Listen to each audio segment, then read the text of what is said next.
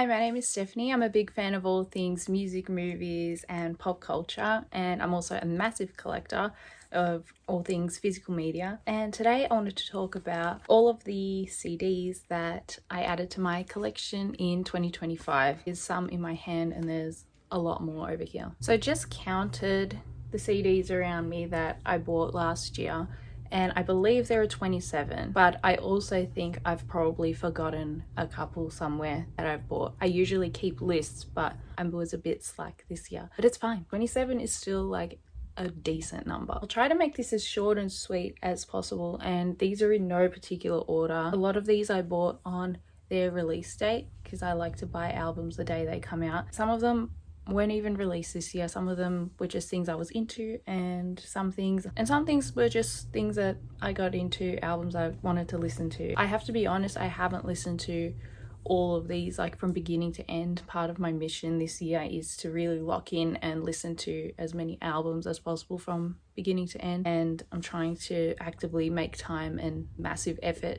to do that. So the first album, we'll start with one of my favorites of the year, and that is Man's Best Friend by Sabrina Carpenter. I love this album. I think that it's like pop perfection. I think all the songs are fun and interesting lyrically and musically. I've listened to this album probably the most, that and probably the next album that I'll talk about. I was really impressed with this album. With pop music and with music in general, I find that I'm most drawn to things that have great melodies because they're easy to remember, and just great songs in general. And when it comes to this album, I remember actively remembering the melodies of each song after I had heard it, which to me is the definition of success. The second album is Mayhem by Lady Gaga, which I bought on release date, and I was waiting for this album. I was so excited for a new Gaga album, and I was really lucky because last month in December I went and saw both of the Mayhem Ball shows that Gaga did in Melbourne on the 5th and 6th of December, and they were probably the happiest moments I've had all year. I just felt like I was floating the whole time. I loved hearing all the older songs, and I loved hearing the new songs. This album to me is a return to Gaga's pop stuff that's just like really good pop, fun dance music, and I listen to this album so often. And sometimes newer albums, they're hard to grab me, I find, and this album and Man's Best Friend, I think, are the two albums this year that have like captured me the most in 2025. Number 3 is The Art of Loving by Olivia Dean. This album I listened to from front to back only the other day. I'd heard all the singles and all of that, and I loved all those, but I heard the album from beginning to end and I loved it. This album is just so lovely. It's so cohesive as well, and it's like easy listening, lyrically beautiful, musically fun and simple, but again melodic and interesting, and her voice is so lovely too. So yeah, I really love this album. Fourth album is Addison by Addison Rae.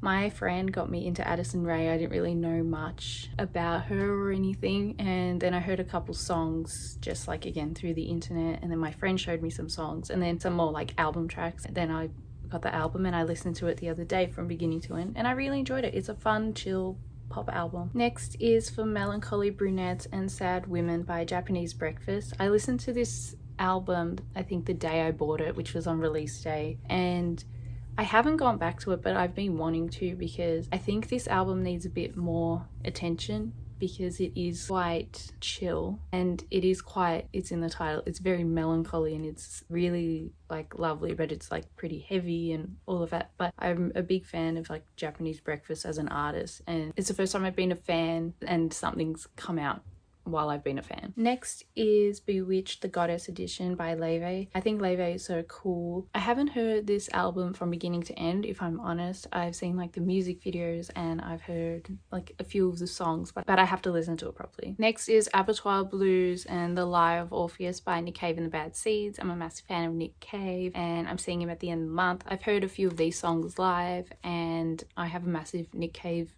album collection, so this is just going part of that. Next is Olivia Rodrigo's live album that was recorded at Glastonbury from last year, where she performed with Robert Smith from The Cure and all of that. And I'm a massive advocate and I'm a massive fan of live albums, so I bought this on release date. This is Live God by Nick Cave and the Bad Seeds. This came out the day that the Olivia Rodrigo one came out as well, so I bought both of these. And again, I love a live album.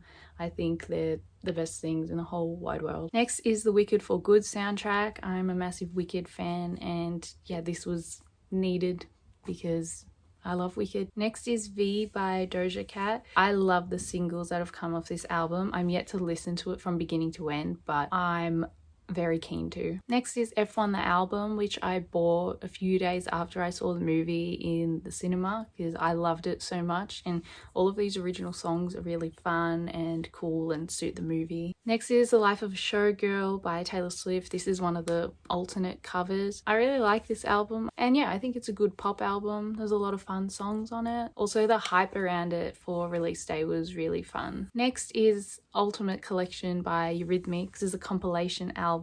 Eurythmics are one of the main artists that I was listening to last year. I just really latched onto these songs, and surprisingly I never listened to Sweet Dreams Are Made of These. This is not like all the other songs, and a lot of deep cuts and B-sides I got into, and not like the biggest song. I love them. I love this album. Next is Eternal Sunshine Deluxe Edition Brighter Days Ahead by Ariana Grande. This one's got a few extra songs. I've got the original Eternal Sunshine album, which I love, and then this one has a lot of new songs on it too, which I love. I love a deluxe edition of an album. Speaking of deluxe editions, this is The Secret of Us by Gracie Abrams Deluxe Edition. I'm yet to listen to this from beginning to end. I think I just got excited when I saw it. I have heard all of the big songs off it, but I'm yet to listen from beginning to end. Next is the Complete Unknown soundtrack starring Timothée Chalamet. This soundtrack is Timothée Chalamet singing Bob Dylan songs. I thought he was amazing in the movie. I thought the movie was really cool. Next is Virgin by Lorde. I bought this album on release day as well. I'm a massive Lorde fan and was really excited for this album to come out, and I'm going to see Lorde next month. Next is Listen Like Thieves 40th Anniversary Edition by INXS. INXS is one of my favorite bands of all time, like in my top 5, and I love this album. And this deluxe edition has like B-sides and different recordings and all of that, which I love because I've got the original album. But again, I love a deluxe edition and an anniversary edition of an album. Here's another album I bought on release day, which is Haim's I Quit album. And again, this album I really enjoyed when I listened to it. I have to go back and listen to it more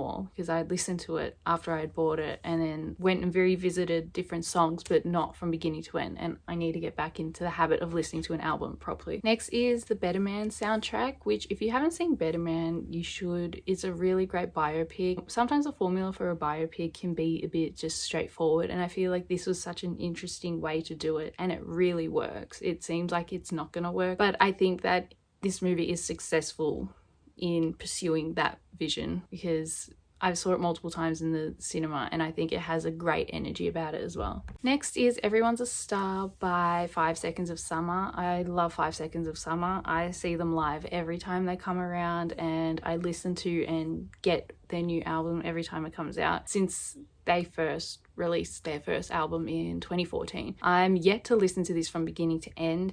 I listened to the big singles. I've listened to the singles and I really enjoyed the direction that they've gone in. I bought this around the release date and I'm yet to listen to it. Next is Prelude to Ecstasy Acoustics and Covers by The Last Dinner Party. This is like the deluxe version of Prelude to Ecstasy, which I was waiting for because I wanted the one with acoustics and covers with it. I'm yet to get the latest album of theirs that came out this year. I need to get that. That's on my list. But this album is so interesting, and so are the music videos for it and all of that, and I think they're just a fantastic band. Next is Nebraska by Bruce Springsteen, which I bought this album not long after I saw the movie. I was always a Bruce Springsteen fan. There's a lot of songs that stand out to me, and I loved Born in the USA and the big songs, and there's a few deep cuts here and there that I know and love. But I didn't know much about the Nebraska album, and the movie Springsteen delivered me from nowhere, covers the like writing and recording of this album, and that's how I got into it. And I think that's a cool way to get into an album. So yeah, this album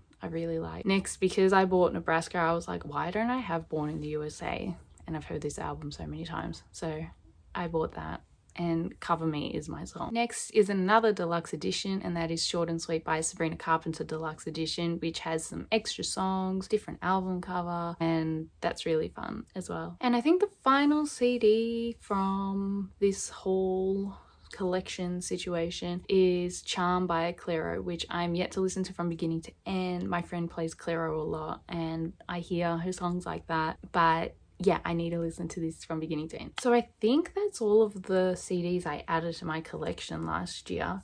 I have already bought a few in the first week of this year, so that's always a good sign. And yeah, I'm just really keen to get into all of them and listen to them from beginning to end, and I'm trying to do these like mini listening parties for myself where I force myself to make notes and to actively listen to music rather than just have it playing in the background. And that's been going well. So I'm on a mission, and yeah, I'm really happy and grateful for the output that we received last year, and constantly discovering new music and discovering new music that's old and all of that.